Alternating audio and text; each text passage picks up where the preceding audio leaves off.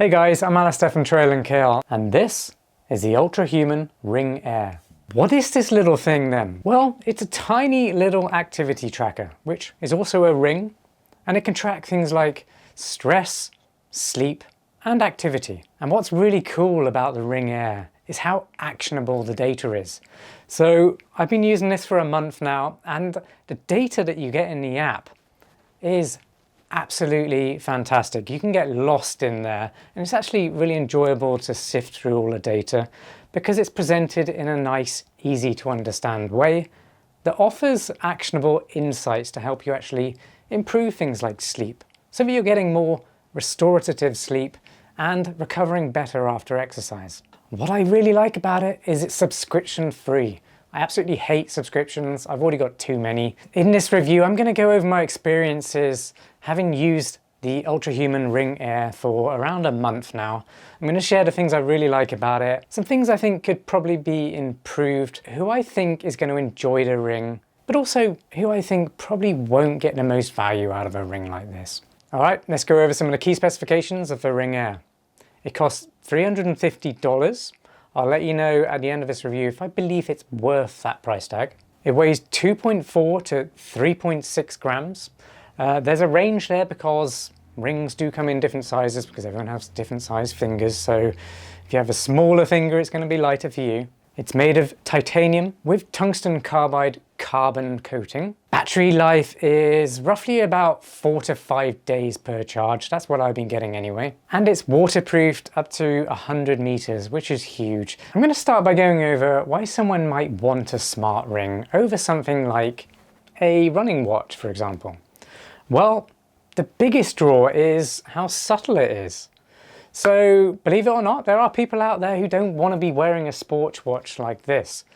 Some people just don't like how it looks, especially if you do have to dress particularly smart for work, you want to just wear a traditional watch, or maybe you want to wear a watch that doesn't have a display, isn't distracting, doesn't alert you or give you notifications all the time. That's really what a smart ring is for. That's the person it's for.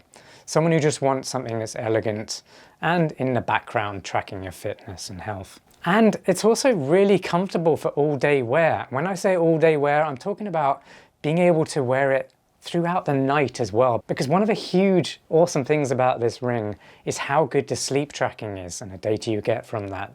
So it has to be comfortable to be wearing throughout the night. Some watches just aren't that comfortable. Yes, you're going to get used to it if you do wear it every night over time, like I do with my Garmin watch too.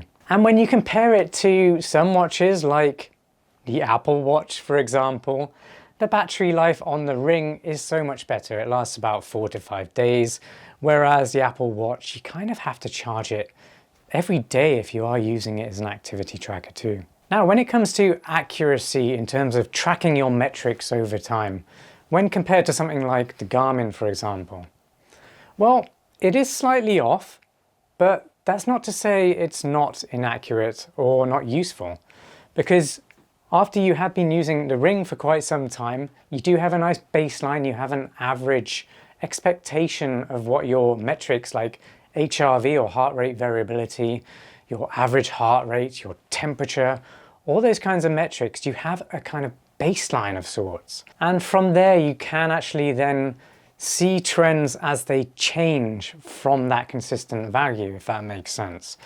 So whether it's slightly off or slightly different to Garmin, you're able to pick up on trends because you do see the changes from what's normal to you. Now, when I talk about it being slightly different to Garmin, for example, I did write down some numbers from a couple of nights ago on how it differs from the information coming from my Garmin overnight. So for example, sleep time, the Ring Air said I was asleep for 8 hours 30 minutes, and the Garmin said I was asleep for 8 hours 47 minutes. That's actually quite close, to be honest. And then when it comes to what it registered as deep sleep time, Ring Air said 1 hour 36, and the Garmin 965 that I'm using here is saying 2 hours 3 minutes. So that's actually quite a bit different.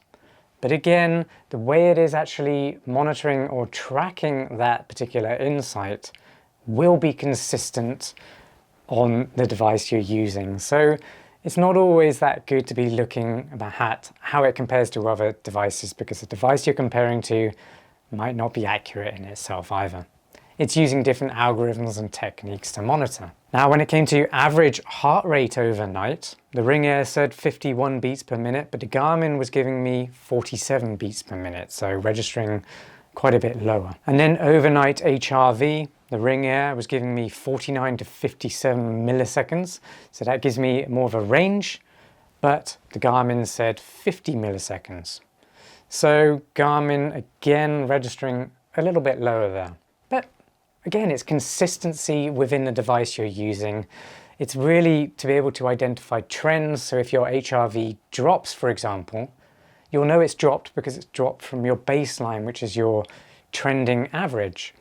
So when HRV drops, for example, you know you're not recovering very well and you do probably need to take it easy. It probably means you've been exercising too much, going on too many runs, or just having a lot of stressful days. So it's actionable data like that, which is just awesome about a ring tracker like this. How does it perform as an activity tracker then?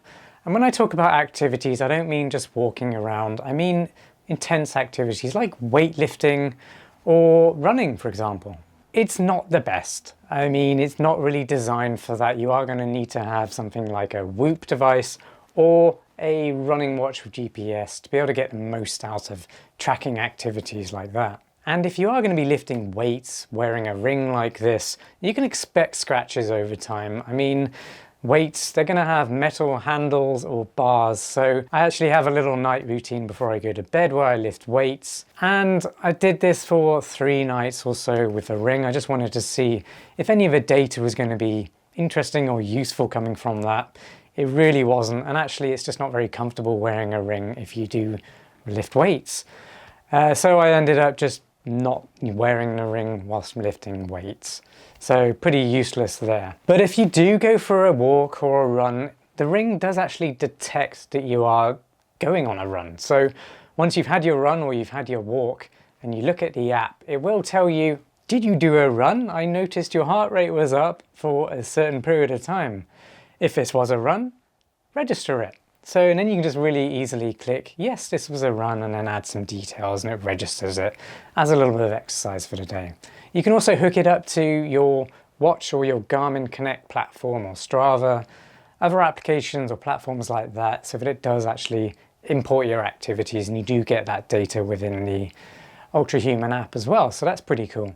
But if you are looking at getting a smart ring like this for activities like running and weightlifting, don't bother. There are much better alternatives out there. This is not for that. This is for tracking recovery, sleep and stress. All those kinds of important health metrics throughout the day and night. That's where the ring comes in.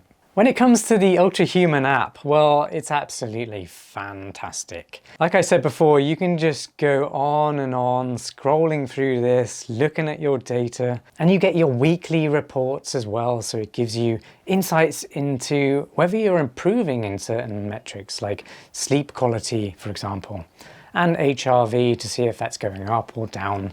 Like I said before, trends in HRV are super important for recovery and training. It's one of those metrics you really do need to look at if you are following a training plan, because it's a very early indicator of overtraining. So yeah, you can just get lost in this app. I'm not going to give it all away right now for you, because if you do end up buying this ring, you're going to have a lot of fun looking through this app. And if you do want more insights into the techie side of this ring, definitely head over to my blog review of this ring, where I offer more insights, more images, and more details on how I've been using it and the data I've been getting back. If you're enjoying this review, please give it a like, share it with a friend, and subscribe for more gadgets and running gear reviews just like this one. Alright, so what's good about the Ultrahuman Ring Air then? Well, when it comes down to it, one of the best things about it is just how lightweight and comfortable it is. You just forget you're wearing it, and it's actually quite incredible. It still amazes me how you can have something this small that tracks things like heart rate, temperature, movement, sleep, all these kinds of things on this tiny little device. It's actually amazing, and it does actually look quite elegant. It's very stylish piece of gear. I think it looks good when I'm going out. Not just, you know, exercising, it just looks like a normal ring. And because it's so comfortable, I don't notice it when I'm wearing it at night either. And that's very important, because to be able to get the most out of a smart ring like this, you have to be wearing it at night. Because most of the benefits are how it's telling you how your recovery is going.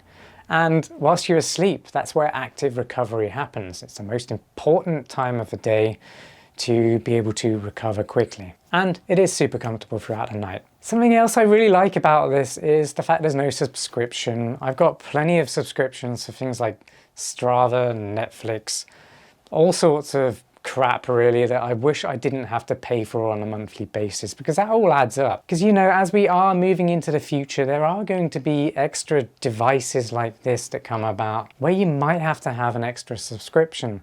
So I'm really thankful that Ultrahuman is not making this subscription based, and actually that's what makes this particular ring stand out to me when compared to something like a Whoop or an Aura ring. The next thing is the insights provided in the app for the data that this records are actionable. Meaning it doesn't just say, oh, your HRV is low, you better fix that. No, it tells you how to improve it. It tells you how to hit your lowest heart rate sooner whilst you're sleeping, because that's important. The sooner you hit your lowest heart rate through the night, that's when active recovery is at its most. So it tells you how to get to that point with some actionable insights, like reducing caffeine intake earlier on in the day, and also things like stopping blue light exposure earlier in the day as well, which means not looking at your phone late at night. All these sorts of insights it gives you in the app, and you can try it. And then you can see throughout the week if your sleep data is getting better, see if you're improving your recovery. And that's something that Garmin, Strava, Apple, all the other devices that I've reviewed and tested just doesn't offer in the same way. And then finally, a battery life of around 4 to 5 days is absolutely incredible for a tiny little device like this that's monitoring your health 24/7. What's not so good about the Ultrahuman Ring Air then? Well, sometimes sleep tracking can get a little inconsistent or off. And I think I attribute that to the ring spinning in the middle of the night. I feel like maybe I have a bit of a habit of kind of doing this and spinning the ring on my finger. I'm not sure why I developed that, but maybe it's something I do. But anyway, the sensor should be on the inside of your finger, then you get a much more accurate read. So I think maybe I spin it or something, and then it just ends up pointing at a part of a finger where the reading isn't quite as good. You do get a ring sizing kit before you complete your order on this, so you make sure you get a perfect size for your finger, and this fits perfectly. I think it's just something I do to spin the ring. It is prone to scratches if you do wear it whilst lifting weights, or if you are working in a job where you are using your hands a lot, maybe you're a builder or something like that outdoors, then it will scratch. But to be honest, I have been using this for all sorts of things, and I did lift weights for about 3 nights using it, and I really don't have any scratches on it. And even if it does get scratched, that's not affecting the performance of the sensors on the inside of a ring. It will still work. It will just look a bit scratched up and used. I kind of like that look. Another downside is it's not a great fitness tracker, but I don't think it's supposed to be. It's not trying to be a fitness tracker. It's trying to be a 24/7 health tracker. Well, you made it to my final verdict.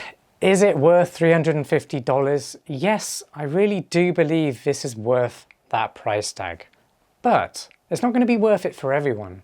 If you do already own a premium running watch with GPS, like the Forerunner 965, like this one for example, then there's going to be a lot of overlap, and I don't think you'll get as much value out of having a ring at the same time as having a watch like this. Sure, you can totally have both, leave a ring on 24/7, take the watch off overnight, and then you can get all your recovery and sleep metrics from the ring, and just use your training watch for all your training metrics and fitness tracking like GPS, on the move, heart rate zones, all that kind of stuff, even navigation on a watch like this.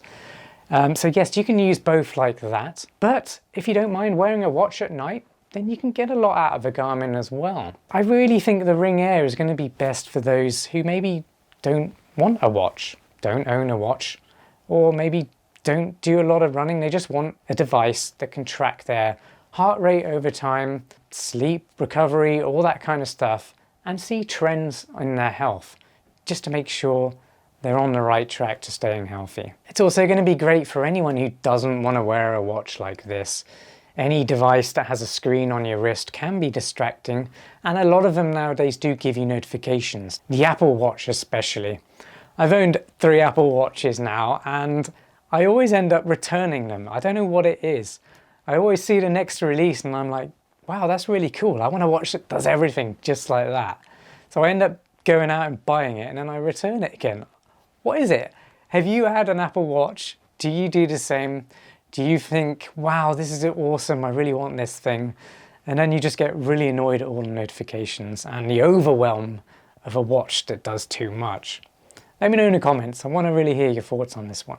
And that's ultimately why I settled on the Forerunner 965, because it does such an amazing job of tracking running fitness specifically.